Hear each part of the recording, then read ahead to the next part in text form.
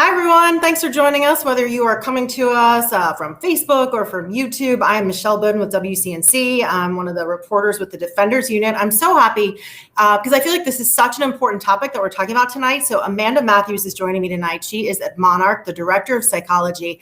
This is a story that I have spent months working on. I've heard things from my friends. It's been all over the news, just the idea of the pandemic and how it's really taking a toll on women in particular. And so, Amanda, you and I had this great conversation a few weeks ago as I was working on this story. I interviewed a mom of 5 who's also a nurse who decided she really needed help, needed to be in therapy. And that's part of the story tonight. It's going to be on tonight at 11. But what I loved about talking to you is that you had some real life tangible advice that we could actually give not only women, men through the pandemic, but I think part of the deal with women is that we're just sort of doing it all. There are moms doing online schooling, the career.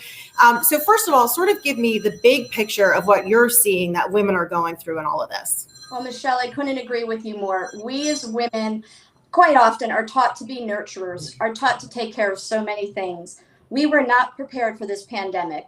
We have experienced changes in our roles and our expectations. And for most people, whether you're a mother, a spouse, a daughter, change just means additional expectations.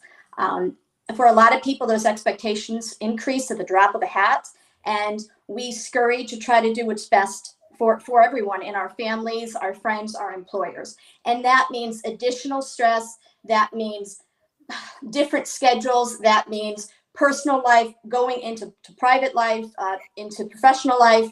It really means a whole lot of extra things to do and only 24 hours still to do them in. And I should tell people who are joining us, we'd love to take your questions. That's one of the reasons we have this amazing Amanda Matthews with us, because she is an expert and she can offer advice. But one of the things when you and I were talking is the idea that it's hitting women and they may not know exactly what's hitting them. But you said it's actually manifesting itself, even not just in mental ways, but physically it's showing up. Talk about that. Absolutely. We're seeing a lot of anxiety, a lot of feelings of depression, a lot of feelings of confusion as well. Again, with all these extra roles, we're spreading ourselves thin. And a lot of times that emotional stress and expectations manifest as physical symptoms. So we're getting everything from headaches to stomach aches, legitimate physical symptoms. Women everywhere are talking about not feeling themselves, feeling like their hormones are out of check, that they're imbalanced. They just don't feel like their typical selves. They've tried caffeine, they've tried sleep aids. Nothing is really working for them. And so we've seen that, like I said, mood issues, just feeling not like yourself, but also attentional issues. Women particularly coming to the forefront saying, I think I may have adult ADHD, or I think I may have focus issues because I don't feel like I can focus or stay on any one task at a time. And sometimes those are legitimate concerns, and it does lead to a formal diagnosis. But at other times, it's legitimate concerns, and it's just a byproduct of having to deal with so much at one time. There's no one telling us that we need to stop work now. There's no one telling us that it's time for the kids to go to school. There's no one telling us that it's time to finish homework. Everything is up in the air at times. And we're having families that have different children in different schools with different schedules, and the feeling that there's not enough support out there to really help them launch into these new roles. And I know one of the things that I found, I want to address a comment that just popped up on the screen from Jerry. He's concerned that we're biased, saying that this is just a women's issue. And of course, I know this is impacting men. But one of the things that kept coming out several times when I was talking to the women is that even if dad was in the room, younger kids tend to go to mom. It's just sort of what happens. And when it came to schooling and keeping track of all their activities, it was mom doing that. And with so many women in the workforce, they were then juggling all of those things at home. Is that something that you're hearing there? Even, the woman that we interviewed, that's a patient there at Monarch, we're going to hear from tonight at 11. She talked about she's got this amazing supportive husband, but the kids still come to her most often. Absolutely. We have seen that a lot. We have seen both men and women coming in. But again, with women feeling that traditionally they need to be nurturers, we are seeing a lot of them coming to us saying, I don't know what's wrong, but I just know something is wrong. So what happens when that's going on with someone, when they come to you and say, I don't know exactly what's going on? Is it therapy? What do you need to do when you've got something going on, but you can't quite put your finger on it? Well, it's always important to look at your village. It's important to look at what support you have. And so we like to talk to the individual, male, female, regardless of their position, and talk to them about how they feel and what they want to be feeling, where they're at now and where they want to get to. And then based on that, we can use telebehavioral services. So we can talk without even coming into the office. We can route them to a psychiatrist who is able to ask them about certain symptoms and perhaps get medication support. There's a whole bunch of different strategies, and it doesn't necessarily mean long-term therapy or support. Sometimes someone just needs to come in, have an ear to talk to, someone to really sound off with, and then be able to have the tools to, like I said, build their village. Try to look at different formats, even in social media, to try to get support from people who are in similar positions. I know in doing the story, one of the women I talked to, she says that she doesn't think she needs therapy. She needs her Peloton. She just needs some me time. And that was something else that you talked about, that there are things that women can do to help themselves. It doesn't quite rise to the level of needing someone that, a professional to talk to. What's some of your you had some great tips when we were talking. Talk about some of the advice that you have. Thank you. And again, the Peloton does work. It works for a lot of individuals. I like to say as well, give yourself grace, give yourself space, and be ready to slow down the pace. You do need to have grace. Even if you're experiencing an excellent day, we are in this together. There is a lot of extra stress on everyone. So when you're in that Zoom meeting, you could feel like for once you're on top of your game, but a coworker may not necessarily be feeling that way. The colleague could really be struggling and not be showing any symptoms. So certainly give grace. Understand that we don't know the battles that other people are fighting at the moment, and be able to give them grace. They will have bad days. Also, give yourself and others space. That's where the Peloton comes in. Find your hobbies, explore different hobbies, talk to people, pick up the phone.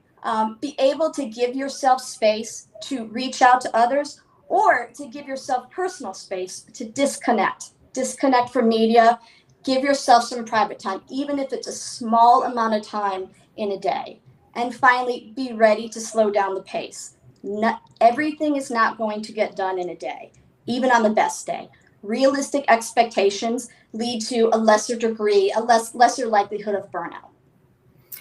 So we're getting some interesting comments. Lots of people they're sort of weighing in on their own ideas. One of the simple things you said, shut the door. Take 20 minutes to yourself where the kids don't come in and you're just on your own. So it can be as basic as that. I also loved your suggestion, call the grandparents and ask them to do a Zoom story time. So it can be very simple things, but it's a matter of taking that time to yourself and making that a priority is what it sounds like.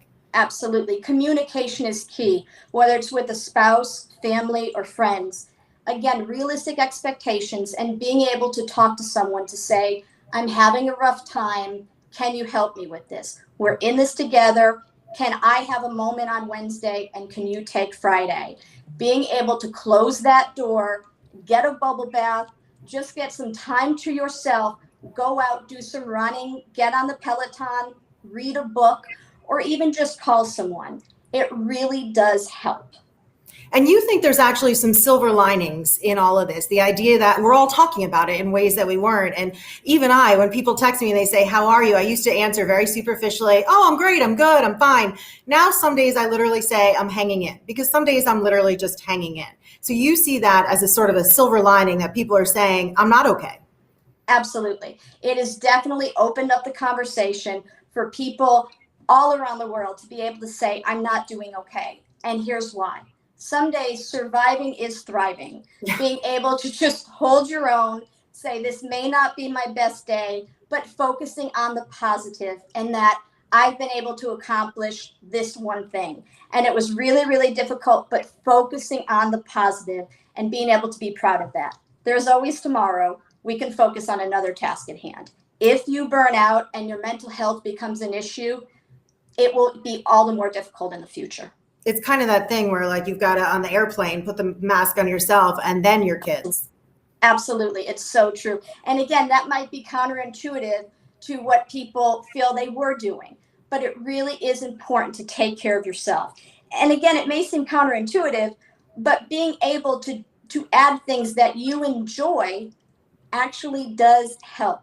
Being able to reach out to people, to volunteer at an animal shelter, to reach out to the elderly, and to know that, let them know they're not alone. It actually gives us good endorphins. It gives us good feelings to realize, you know what, I can start again. It's not that bad. I can cope. But again, if you start feeling like you're not yourself more days than less, it could be time to talk to someone. I did, I was just going to get to that because I thought that was an important distinction and something that people really need to understand. I think the way you put it was that it's okay to be sad every once in a while, but if you're crying or you're sad on a regular basis, maybe that's when you need to seek out professional help.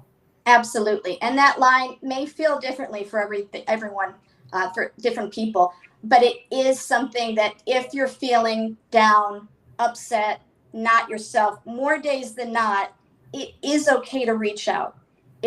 The stigma is fading with the times that we can recognize we need support as a community. And that is a wonderful thing to be able to reach out for that help, because it will only help your family and friends in the long term. And it was interesting that part of the reason we're doing this now is because the story that we have airing tonight at 11 on WCNC is really a close-up look at one particular patient. A couple of moms are featured, but one particular woman who is there getting help that she's so grateful for there at Monarch. She said she didn't realize there was a problem until she started to notice that her kids were having a problem. Her kids were getting depressed. She's got 5 girls who all used to love going to school, and they just weren't themselves. And all of a sudden, when she looked at her kids, she got a family therapist, and then that made her realize, oh, wait a minute, I'm not okay. And the way she put it, it exploded. So it got to the point where it was really bad. And I would assume that you're hoping people will reach out before that point. Absolutely. Even the littles in our family know that something is different, even if they can't verbalize it.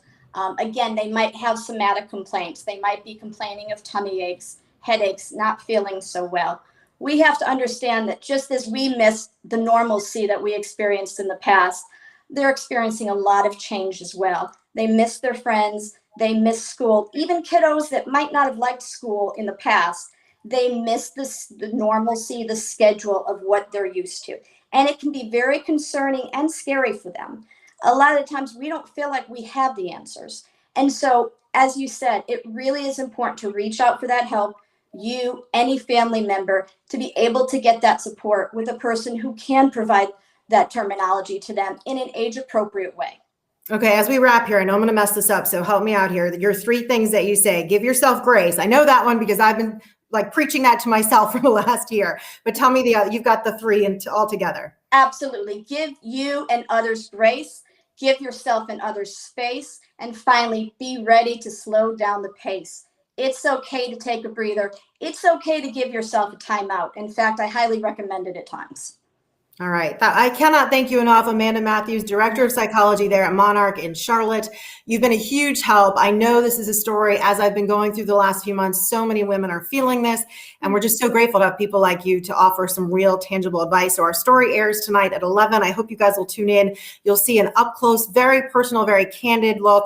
I'm so grateful that people were willing to talk about it. So that's tonight at 11 on WCNC. And please reach out, email us, mboudin@wcnc.com, and I can pass further questions along to Amanda because she's so great. Absolutely. Thanks so much for joining us, Amanda, and to everyone else. We'll see you tonight at 11. Bye, everyone. Thank you so much.